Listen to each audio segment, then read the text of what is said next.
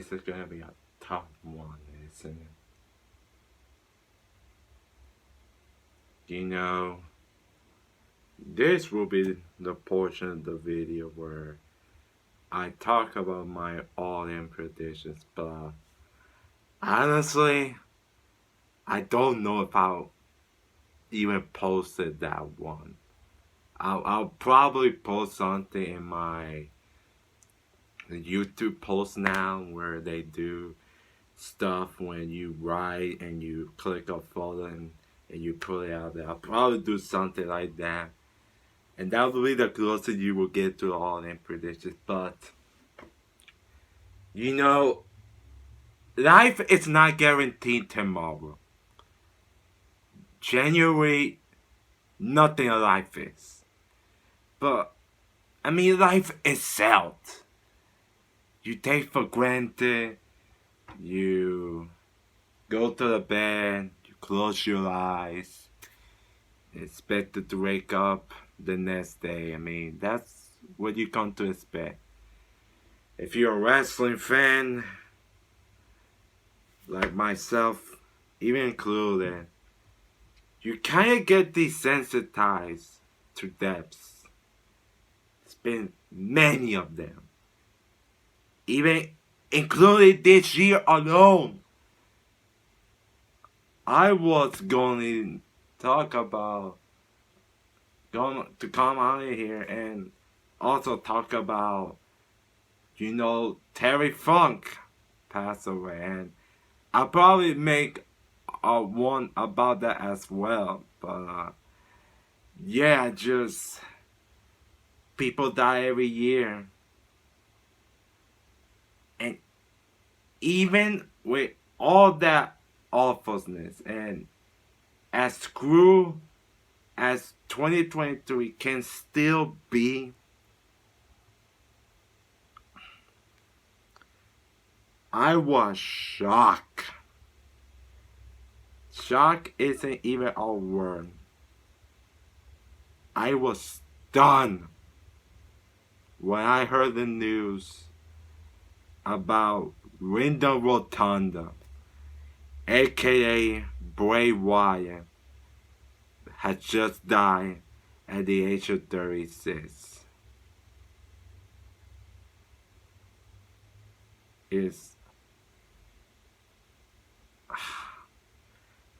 I don't know what to say. That was like my instant reaction to it. Like, it's a long time since a wrestling death has really got me to the point where I had nothing properly else to say for like a good minute. The last time I felt like that was the one with Brody Lee almost 3 years ago, and that just makes this even more gut-wrenching and heartbreaking to digest this. I remember where I was when Brody Lee died, and I had the look on my face like I couldn't even probably speak for a few minutes. That's how I felt about the passing of Bray Wyatt. And like we won, like only a few weeks ago we just heard good news on Bray Wyatt. Like, it looked like he might return to the ring soon, and boom, he's gone.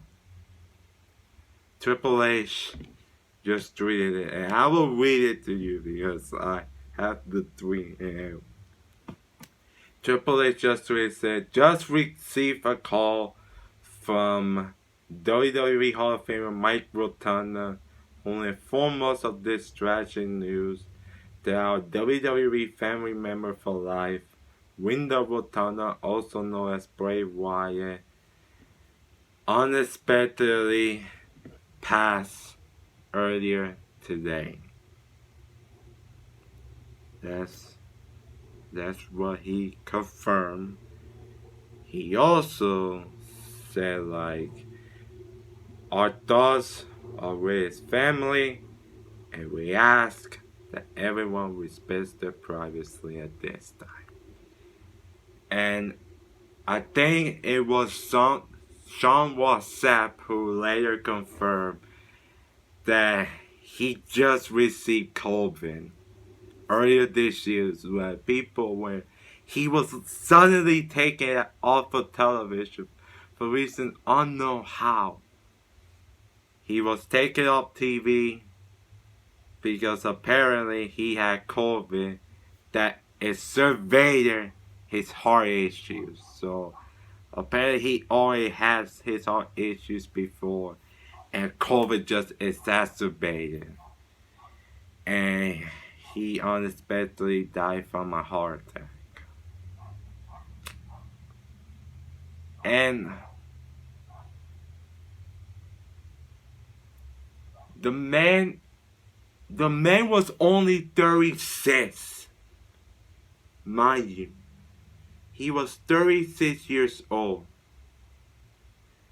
And it just reminds you to think and stop of how quickly things could end on a dime. Just like that. And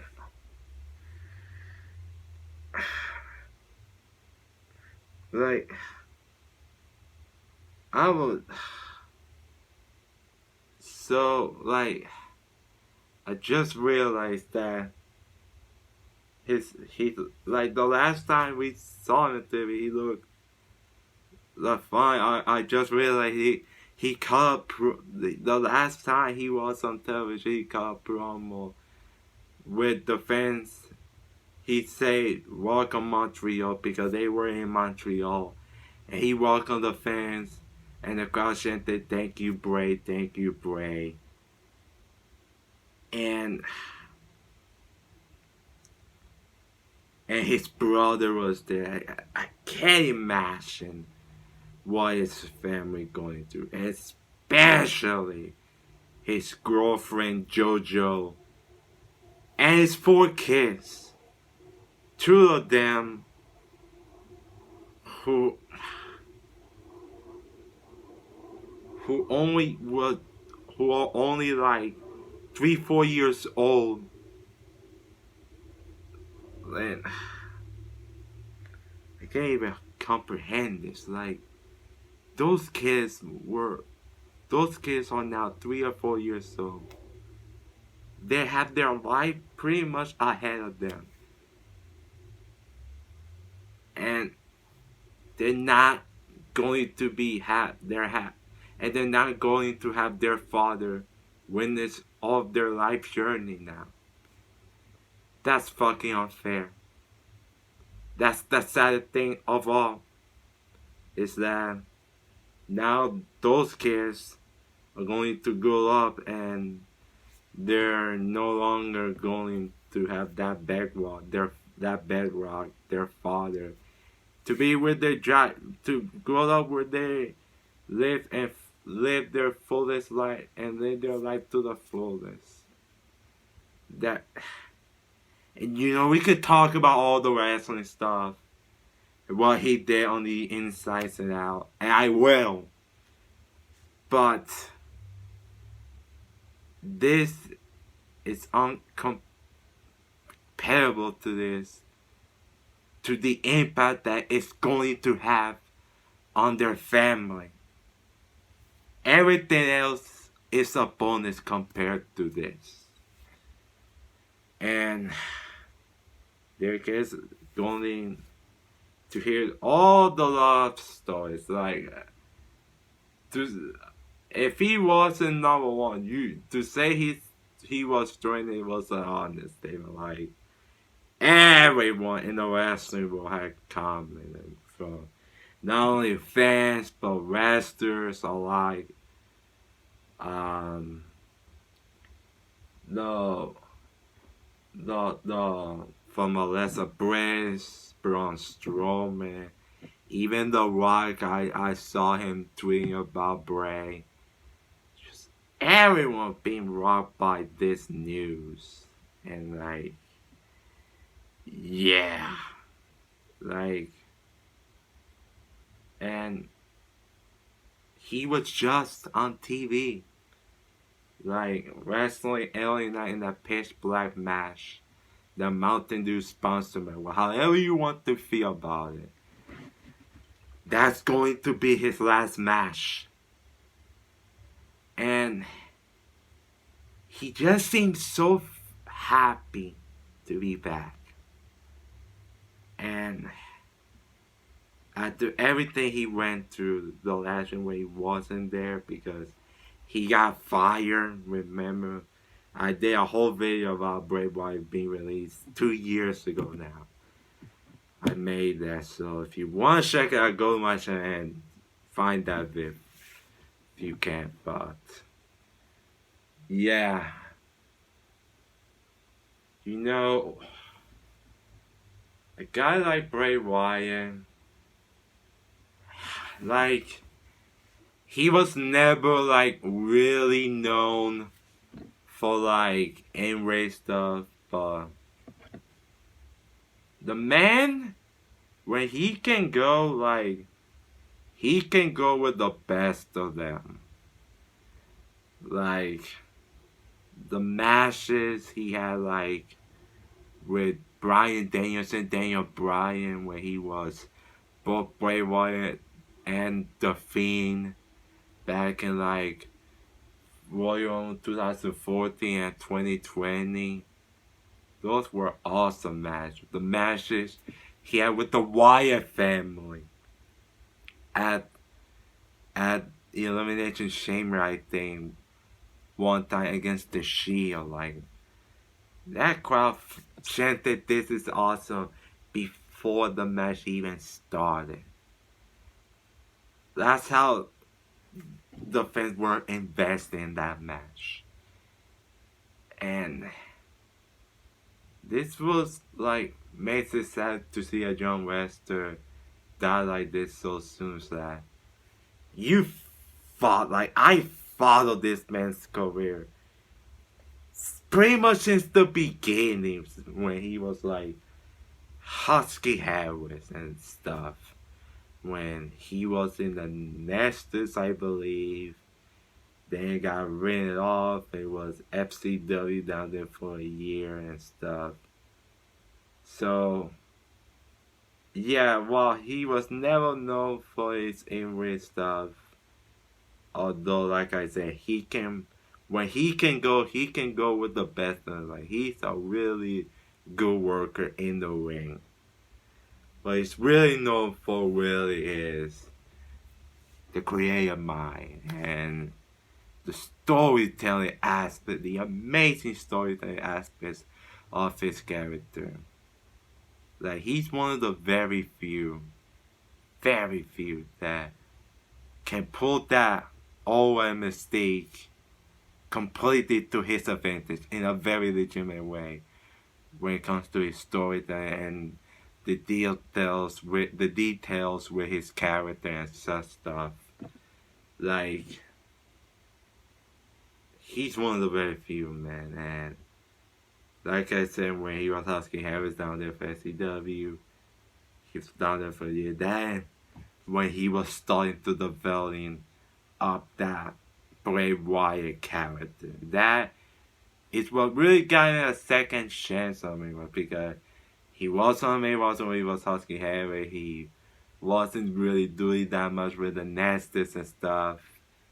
And he was sent down there, and then the development of the Bray Wyatt character. And yeah, those vignettes, like, he went through FCW and NXT with that character, and that's what really got him that spot on the main roster.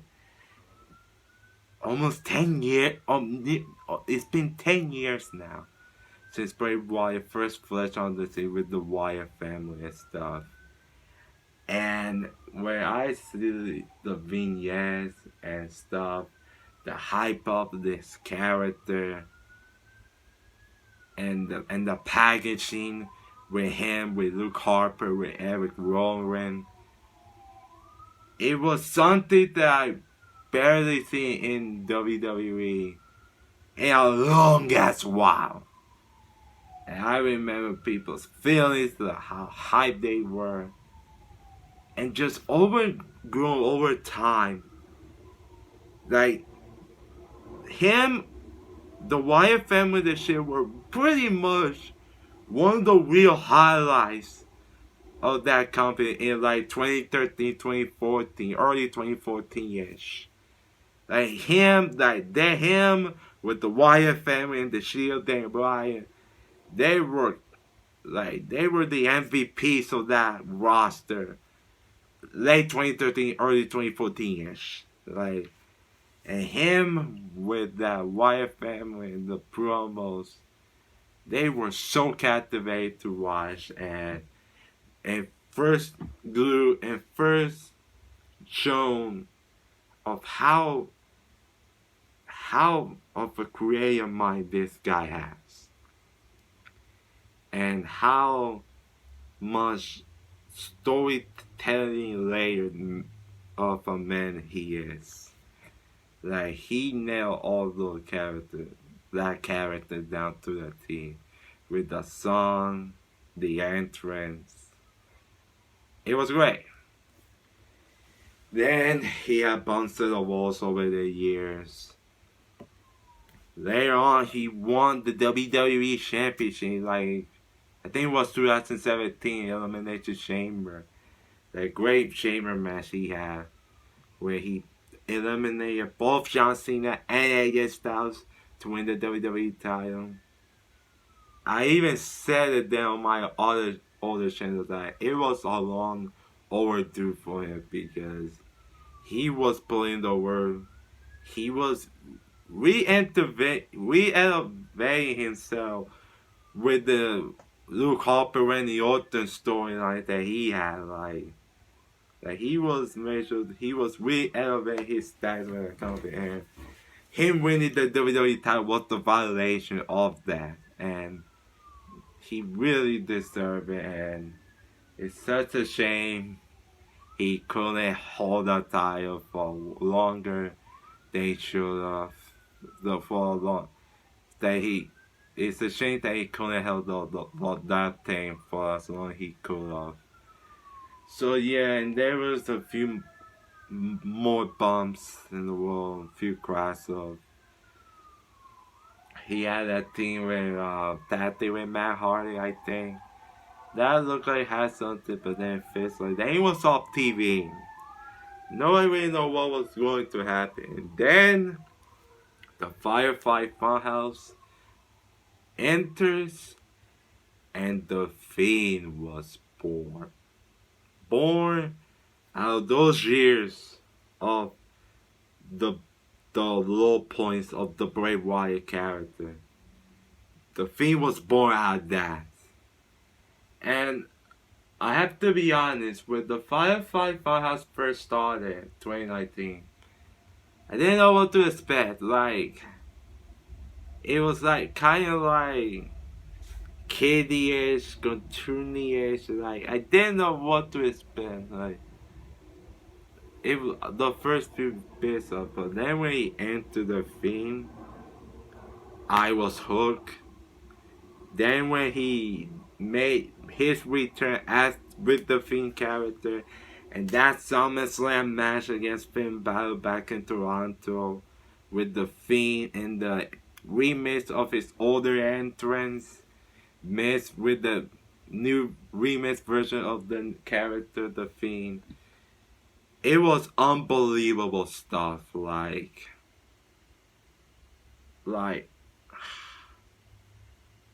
it was, you just had to live through it to see how impactful that was. Like, it was tremendous stuff. Like, that you never hear the crowd chant that was also for a squash match. Other than this one, you have never seen a crowd something like that. Be impressed with how dominant the Fiend was.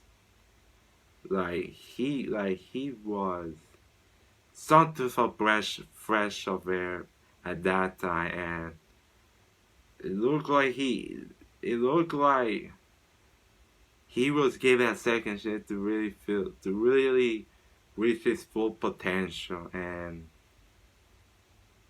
unfortunately, again, bumps and blows throughout the event.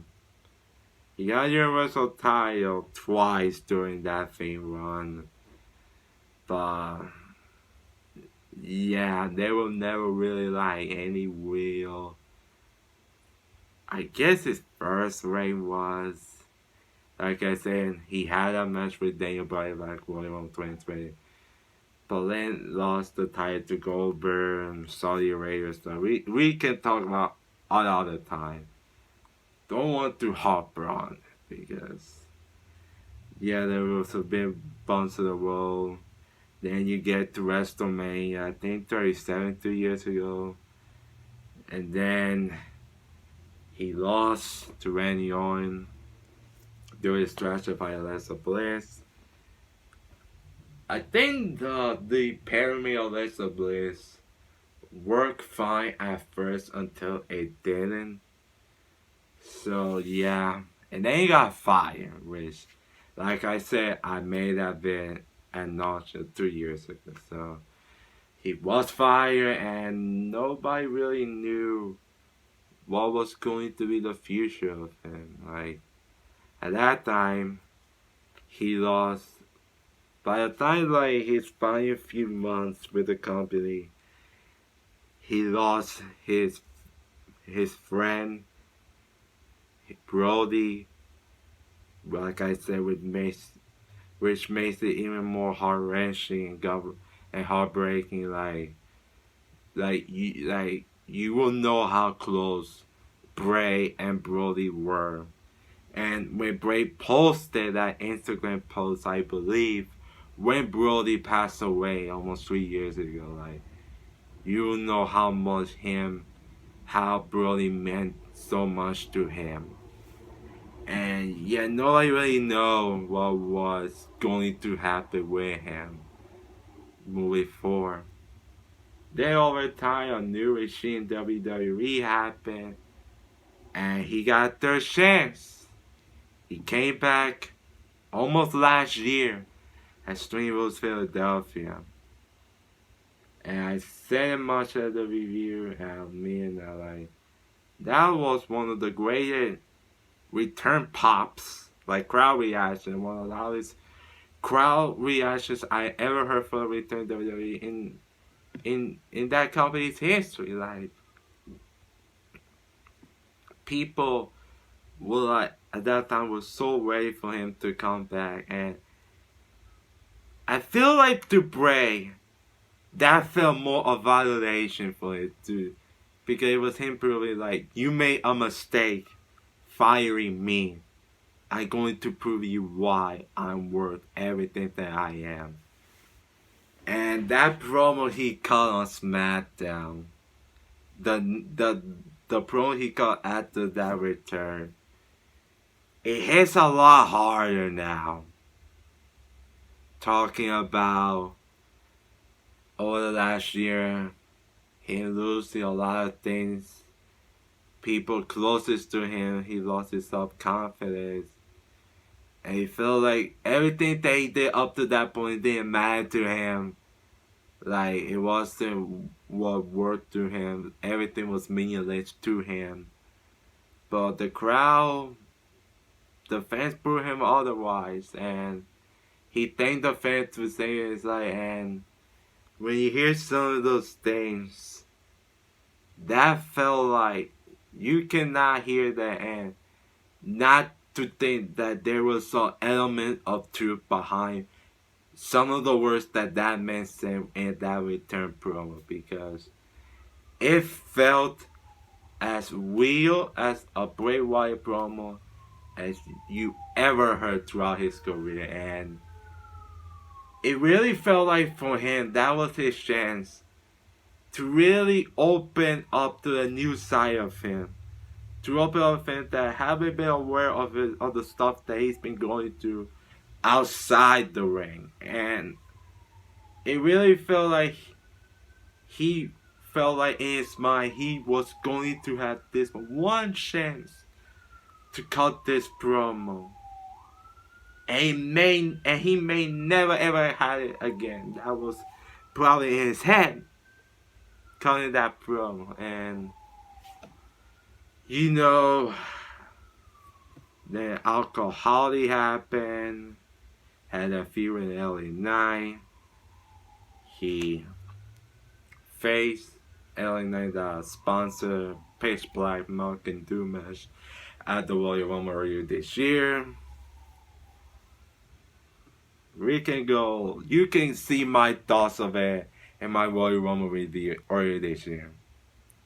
So I'm not going to harp it too much. I really don't want to be a negative here because, like, damn, like, since he did that match, they was going to face Bobby Lashley at WrestleMania, but then he got pulled off, and now this happens. For a guy who, in my opinion, like, never truly reached his, like, full potential of what he could be in WWE, for a guy like that, he has made so many memories and have captured the hearts of many, many, many, many people. In wrestling, outside wrestling, like, he captured all the fans' imagination. Like, he knew how to hook you into something and be invested in it. You know, it's sad thinking about it. Like I said, I followed this man's career, and it's so tragically like that. And I can't imagine, like, I feel so horrible for his family.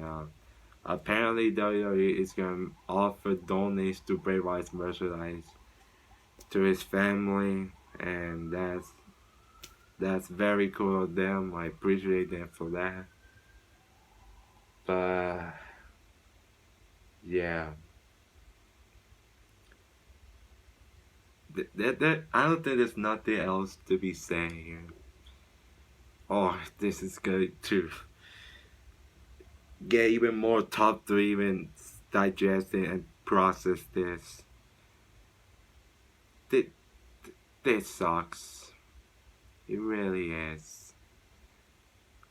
I'm just beyond sad about all this. And yeah, rest in peace, Bray Wyatt. Like, the song in 554, I think it said, like, he was a good friend. It's hope that our friendship never ever ends. And he was, to us, the wrestling fans, a really, really good friend.